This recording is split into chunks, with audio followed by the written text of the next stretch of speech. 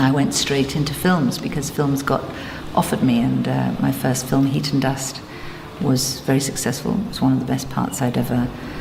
Greta Scacchi was once one of the most captivating and talented actresses of her generation. She possessed a classic beauty, fearless acting skills, and a career that spanned from Hollywood to Europe. But when people mention Scacchi, they don't just recall her outstanding performances or prestigious awards. Her stormy romances, controversial decisions, and the most shocking revelation of all, having a child with her own first cousin, made her the center of one of Hollywood's most infamous scandals. Once the darling of Hollywood, Scacchi was the top choice for mesmerizing leading roles. She even turned down an iconic part in Basic Instinct, a decision few would dare to make at the time. With her career soaring, it seemed as though fame was firmly within her grasp. But then, one wrong choice set off a domino effect, causing her career to collapse faster than anyone could have imagined. From box office queen to a name that faded into obscurity, the shift happened so quickly that even Hollywood was left stunned. The scandal broke.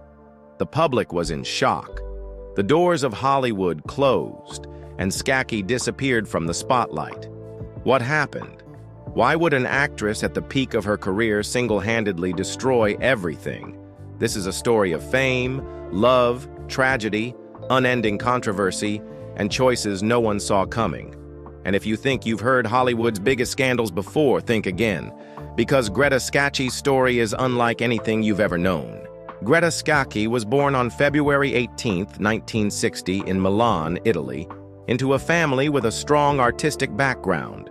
Her father, Luca Scacchi, was a painter and art dealer, while her mother, Pamela, was a promising dancer.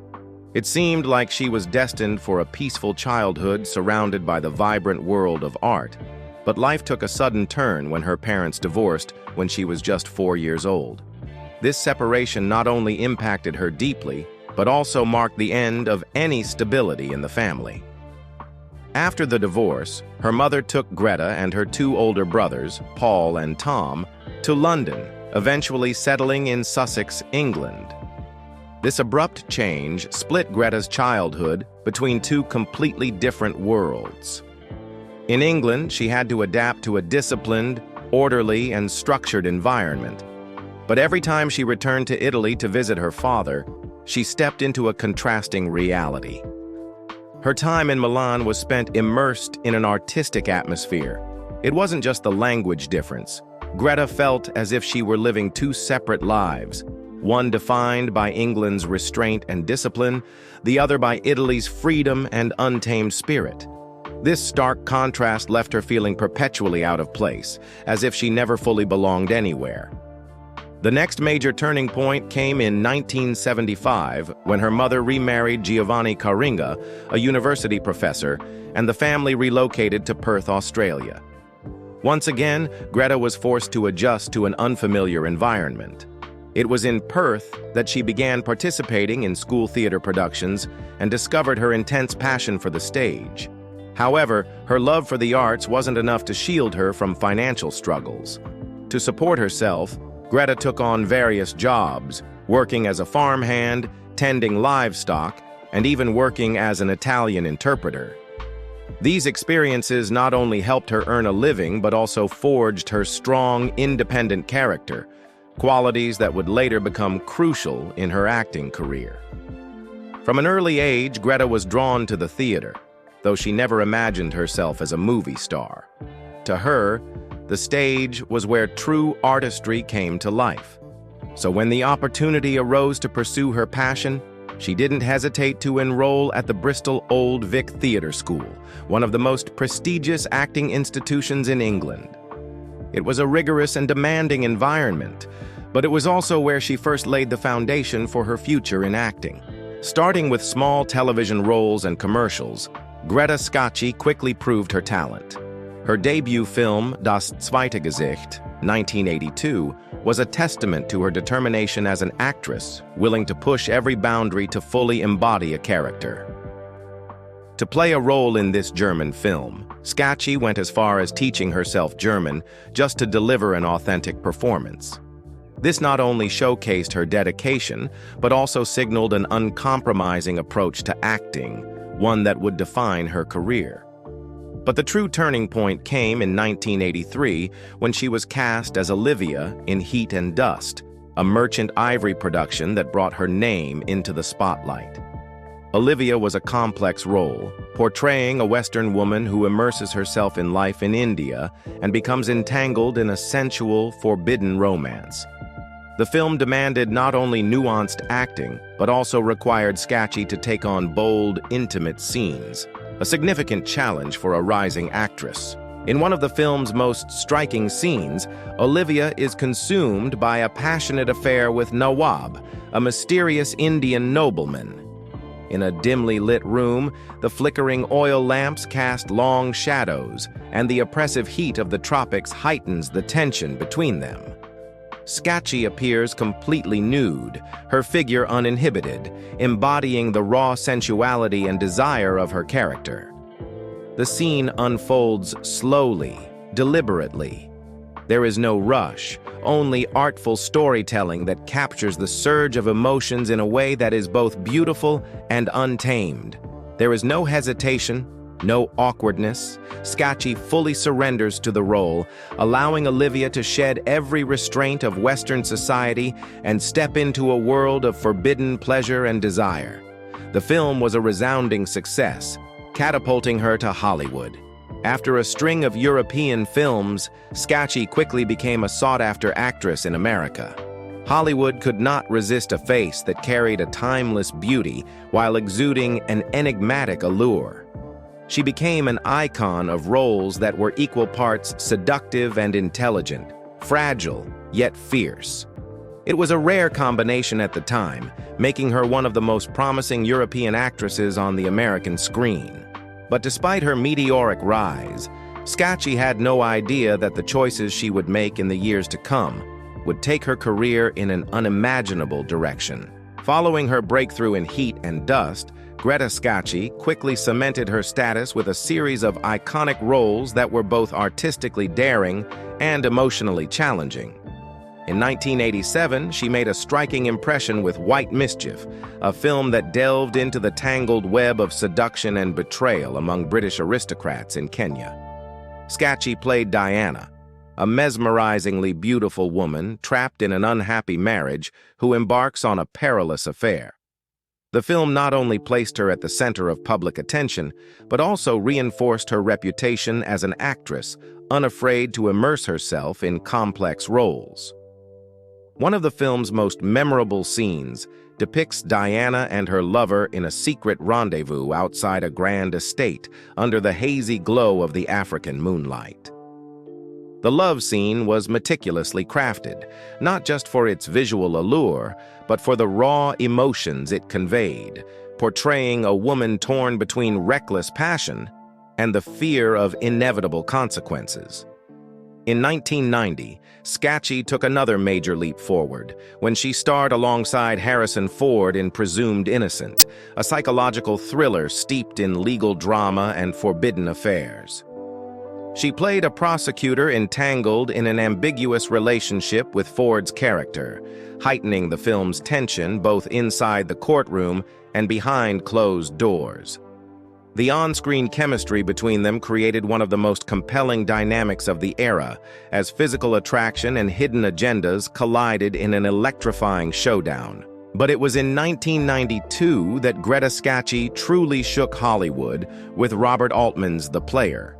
A biting satire on the film industry, the movie featured one of the most controversial nude scenes of the 1990s. In a bold and unfiltered moment lasting nearly a full minute, Scacchi appeared completely exposed. No strategic angles, no soft lighting to obscure the reality. At a time when Hollywood still shied away from such raw vulnerability, this scene was both provocative and profoundly symbolic, stripping down not just the actress but the entertainment industry itself. Scacchi's nudity wasn't gratuitous. It was an artistic statement, integral to a character who laid bare her body and soul in a world driven by power and illusion. It was a daring choice that few actresses would have embraced. Beyond her sensual and enigmatic roles, Scacchi demonstrated her versatility when she took on the role of Mrs. Weston in Emma, 1996. The Jane Austen adaptation won her critical acclaim, showcasing a refined performance that distanced her from the seductive image she had previously embodied. She didn't need provocative scenes to shine. Her command of expression, voice, and poised elegance brought depth to her character, proving that she could captivate audiences in any role. However, what made Hollywood remember Scacchi wasn't just her remarkable performances, but her unwavering commitment to her principles. When offered a role in Basic Instinct, one of the most defining films of the 1990s, she flatly refused.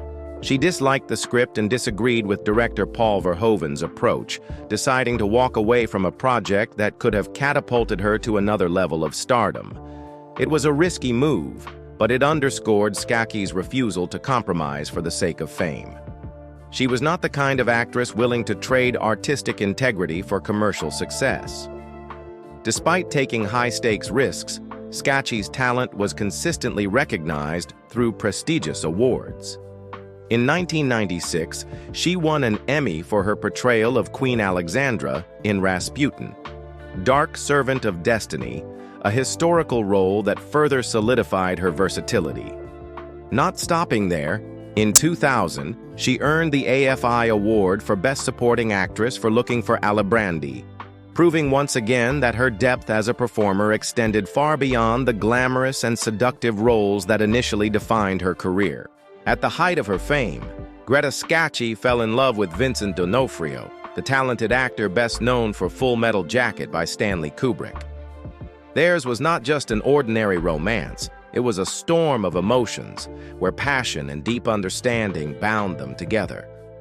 They became one of the most striking couples in the film industry. Scacchi with her classic allure, D'Onofrio with his rugged intensity. But like many love stories in Hollywood, intensity often foreshadowed tragedy. She loved D'Onofrio madly, unimaginably, but such love was not destined to last. When their daughter, Layla George, was born in 1992, cracks in their relationship began to surface. Just 6 months after Layla's birth, they parted ways in tears. No one knew exactly what drove them apart, but Scacchi never hid her heartbreak. The breakup sent her into a downward spiral, leaving her lost and adrift. For 4 years, she vanished from the screen, unable to find her footing. For a woman who had once possessed everything, beauty, career, fame, losing love and standing on the brink of Hollywood's oblivion was a crushing blow. She couldn't work, couldn't focus on anything beyond her pain. In a later interview, Scacchi admitted that this was the darkest period of her life, when love collapsed and she couldn't recognize herself anymore. I was so consumed by the relationship that I couldn't work for several years, 4 years of trauma. It destroyed my career. She didn't just lose D'Onofrio, she lost her drive, her ambition, the very spotlight that had once defined her. Hollywood is a place where even a moment of silence can mean complete erasure. During those 4 years, Scacchi didn't appear on screen, didn't take on new roles, and didn't attempt to reclaim her career. But as the days of despair passed, she began to realize one thing: she couldn't let the pain consume her forever. Now I feel quite victorious. I have found a way to celebrate the fact that I survived such sorrow. The loss, the heartbreak, they no longer haunted her. They became her fuel. But just as she resolved to return, Hollywood had changed. The major roles were no longer hers. The directors who once sought her out had moved on to younger faces. And to survive, Scacchi made a decision no one saw coming. One would think that after the heartbreak with Vincent D'Onofrio, Greta Scacchi would tread more carefully in her relationships. But Hollywood is no place for quiet love affairs, and Scacchi soon found herself entangled in one of the most shocking romances of her time. This time, the man at the center of it all was none other than Daniel Day-Lewis, one of the greatest actors in modern cinema, a man as enigmatic as he was unpredictable. Unlike her previous relationship this time, Scacchi was not involved with a single man. At the time, Daniel Day-Lewis was in a long-term relationship with French actress Isabelle Adjani, a woman renowned for both her beauty and talent, someone he had once adored with unwavering devotion. But despite knowing this, Day-Lewis and Scacchi fell into each other's arms like two raging fires, impossible to extinguish. It all began in secrecy. Scacchi and Day-Lewis were spotted at exclusive venues, sharing late-night dinners where their glances lingered just a little too long. Occasionally, they would disappear from high-profile events at the same time, fueling speculation. At first, both denied the affair, but leaked photographs began to unveil the truth. The final blow came when Isabelle Adjani publicly confirmed that she had been betrayed. According to an insider, Adjani had known about the affair for a long time, but had remained silent in a desperate attempt to save her relationship with Day-Lewis. Eventually, she could endure no more. She spoke out in an interview, her words laced with both pain and dignity. "I gave him the best years of my life, but perhaps even that wasn't enough." The scandal erupted, but Adjani was not the only one left shattered. The relationship between Scacchi and Day-Lewis quickly unraveled. The man known as the one who could never be tied down lived up to his reputation. He left Scacchi, just as he had left Isabelle Adjani. The affair ended as swiftly as it had begun, but the wounds it inflicted never fully healed. Once a respected actress known for her daring choices, Scacchi now found herself branded by one of Hollywood's most infamous infidelity scandals. It was a stain she could never erase, even as opportunities for a career resurgence remained. But if you think this was the greatest shock of her life, what came next would leave everyone utterly stunned. Greta Scacchi had already sent shockwaves through Hollywood with her passionate yet scandalous relationship with Daniel Day-Lewis. But her next decision would cause an even greater earthquake, not just in the entertainment industry, but within her own family. After a series of failed relationships, instead of seeking a fresh start with someone new, Scacchi took a path no one could have predicted. She chose Carlo Mantegazza, her own first cousin. The relationship immediately ignited a firestorm of controversy, sparking outrage not only within her family, but also among the public. Carlo Mantegazza was not some distant relative. He was the son of her father's sister, making him her first cousin by blood. However, unlike typical cousins who grow up together, the two had not been particularly close in childhood and only developed a strong bond as adults. When Carlo left Italy to build a new life in Australia, where Greta had also made her second home, their paths converged. They found an unexpected connection through shared artistic sensibilities and similar outlooks on life. What started as familial closeness evolved into something deeper. But once their relationship crossed the line from kinship to romance, things became far more complicated. When news broke that Scacchi was in love with, and having a child with, her first cousin, her family was thrown into turmoil. The strongest opposition came from her father, Luca Scacchi, a man deeply rooted in traditional Italian values. He was devastated, unable to accept what he saw as a violation of family honor. Other relatives in Italy reacted with similar outrage, with some severing ties altogether, escalating the family conflict to an irreparable level. But it wasn't just the family that was in shock. Public opinion and the media erupted over the revelation. In Italy and much of Europe, cousin marriages were not illegal, but they remained a deep-seated taboo. The press dissected every angle of the scandal, from ethical concerns to genetic implications, questioning the potential impact on their children and the broader social consequences. Amid the backlash, Scacchi did not retreat.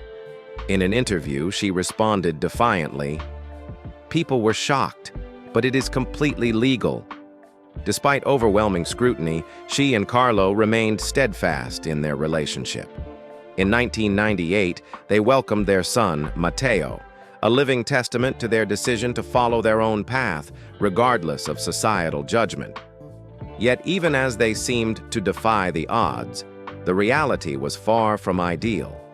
Their relationship never truly escaped the weight of external pressures.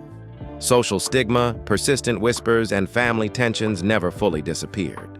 After more than a decade together, Scacchi and Carlo quietly parted ways in 2010. There was no public announcement, no legal battles, no dramatic accusations like the high-profile Hollywood divorces that often made headlines. It ended in silence, much like how it had begun.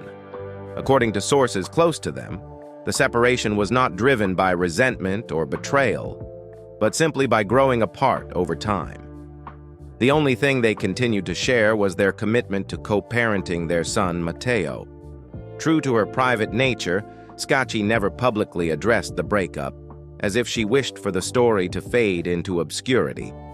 But no matter how much they tried to keep it in the shadows, Greta Scacchi's relationship with Carlo Mantegazza remains one of Hollywood's most controversial scandals, a chapter in her life that will forever be remembered for its shocking defiance of convention. Hollywood has always been ruthless toward actresses who have passed their prime in terms of beauty, and Greta Scacchi was no exception. As she entered her 40s, she realized that the roles offered to her had dwindled into uninspired supporting parts, mothers, ex-wives, or characters devoid of depth. This was a stark contrast to how male actors continued to receive leading opportunities even as they aged. Refusing to be sidelined, Scacchi spoke out forcefully against the film industry's ageism and gender discrimination. She declared that she no longer wanted to play mere decorative roles to prop up male leads, but instead sought characters with true emotional depth and meaning. This was not just her personal battle, it was a rallying cry for many talented actresses whom Hollywood had cast aside simply because they were no longer beauty icons. Yet, Scacchi's fight wasn't limited to the screen. She also became a pioneering voice for environmental activism in a way no one expected. In 2010, she posed nude with a giant codfish for the Fish Love campaign, an initiative raising awareness about overfishing and ocean destruction. The image caused an immediate sensation, not just for its audacity, but for the powerful message behind it. If we don't change, the oceans will soon be left with nothing but emptiness. This was no mere publicity stunt. The campaign had a tangible impact. Fish Love caught the attention of politicians and environmental activists, helping to fuel discussions that led to stricter regulations on large-scale fishing in Europe. Scacchi used her own image to advocate for change, proving that a person's legacy isn't measured by awards alone, but by the real-world impact they leave behind. On stage, she continued to solidify her reputation with bold, challenging performances. Her portrayal of Queen Elizabeth I in Mary Stuart earned her a Sydney Theatre Award nomination, marking a significant milestone in her theatrical career. However, it was the Deep Blue Sea that truly became the emotional pinnacle of her acting journey. This was more than just a role.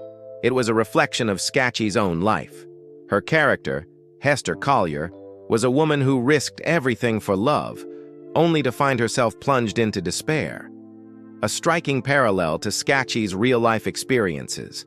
She had dared to love, dared to fight, and dared to endure scandal for the sake of living truthfully to her heart. No longer the Hollywood beauty goddess she once was, Scacchi carved out her legacy in her own way. She did not need to walk the red carpet to prove her worth. She continued to fight for women, for art, and for the planet. And that is a legacy no one can deny. At 64, Greta Scacchi remains a dedicated artist, continually challenging herself with new film and television projects. In 2023, she appeared in the psychological thriller Run, Rabbit, Run, portraying Joan, a character shrouded in mystery, contributing to the film's tense atmosphere. Starring alongside Sarah Snook, this work was released on Netflix on June 28, 2023, capturing the attention of psychological thriller enthusiasts. That same year, Scacchi featured in the television series Bodies, demonstrating her versatility by engaging in a project that blends science fiction with crime investigation. Despite her active involvement in the arts, she chooses to lead a private life in England, distancing herself from unnecessary entertainment industry controversies. No longer a regular name in the headlines, Scacchi prioritizes time with her family and her true passions, a stark contrast to her vibrant, often contentious past. Although she maintains a low media profile, Scacchi continues to participate in significant artistic events. On March 16, 2024, she attended a screening of Merchant Ivory as part of BFI Flair 2024 in London, honoring the classic works she once contributed to. On September 2, 2024, she was announced as a speaker at the Gabunco Gibraltar Literary Festival, where she shared insights on her career, art, and personal perspectives on the film industry.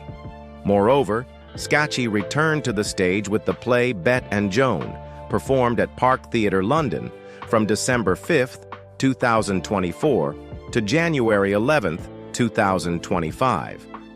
This choice reflects Scacchi's current life philosophy, safeguarding her privacy, enjoying a simple life, and continuing to contribute to the arts in her own way. After significant upheavals in her career and personal life, she has now found balance, a challenging feat in the glamorous yet treacherous world of Hollywood. From a cinematic queen to the center of some of Hollywood's most shocking scandals, Greta Scacchi's life is a testament to bold choices, resilience, and the highs and lows of fame. She once stood at the pinnacle of the industry, celebrated for both her beauty and talent. Yet she never hesitated to make decisions that sent shockwaves through the world. Whether criticized or admired, every choice she made reflected a woman who dared to live on her own terms, regardless of societal judgment. Love her or hate her, no one can deny that Greta Scacchi has left an indelible mark on Hollywood history. But should she be condemned, or is she a symbol of freedom and personal choice? Share your thoughts in the comments below. Don't forget to hit like and subscribe to keep uncovering Hollywood's most jaw-dropping stories.